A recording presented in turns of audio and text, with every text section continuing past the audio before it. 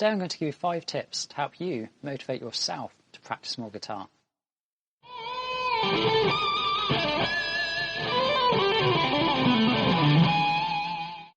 Tip number 1 is to ensure your guitar is always out and ready for you to play. Preferably it should be on a guitar stand, and if it's electric, already connected to an amplifier. What you want to do is walk into the room, see your guitar sat there, simply pick it up, switch on the amplifier, and you can play.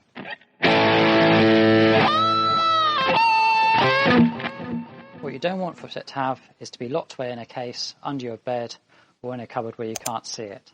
If you're concerned about young children or animals running around touching your guitar, then you may consider getting a wall hanger. They work just as well.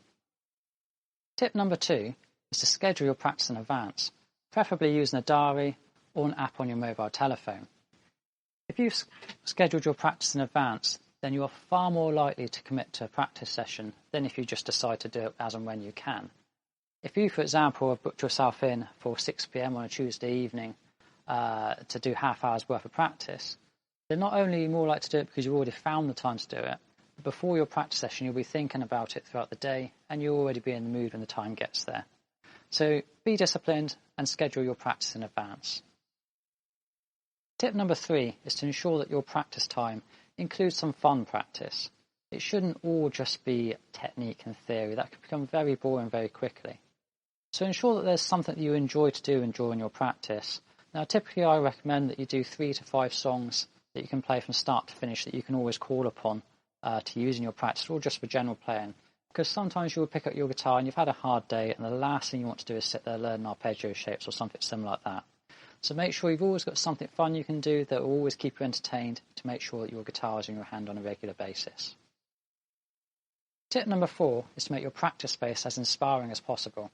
Now if you have the luxury of having your own room that you can dedicate to it, then fantastic.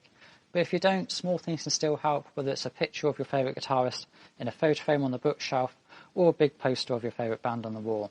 Anything that will encourage you to walk into your practice space and feel musical and want to pick up your guitar will inspire you to play it a lot more often.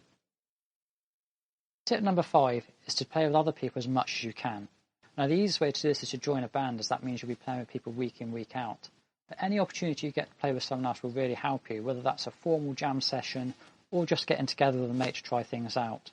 Generally speaking, when we play with other people, you help each other out and you teach each other little things here and there, and you encourage each other to continue in your journeys.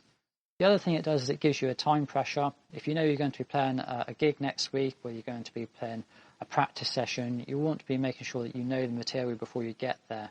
So that added time pressure just makes you more likely to pick up your guitar in the week to make sure you know things, because when you get there, you want to be confident that you're going to give a good performance. So there you have it, 5 simple techniques to help you practice your guitar more often. They're all about accessibility, a tiny bit of discipline, and just trying to inspire you a little bit more so that it makes it more enjoyable for you to pick up your instrument. Now do check out some of the other lists in my range. Please go and hit that subscribe and like button. And of course, if you have any tips for your own, post them in the comments section below. It's always good to hear how other people do things, and we all learn off each other. I'll stop there. Thank you very much for watching, and I shall see you soon.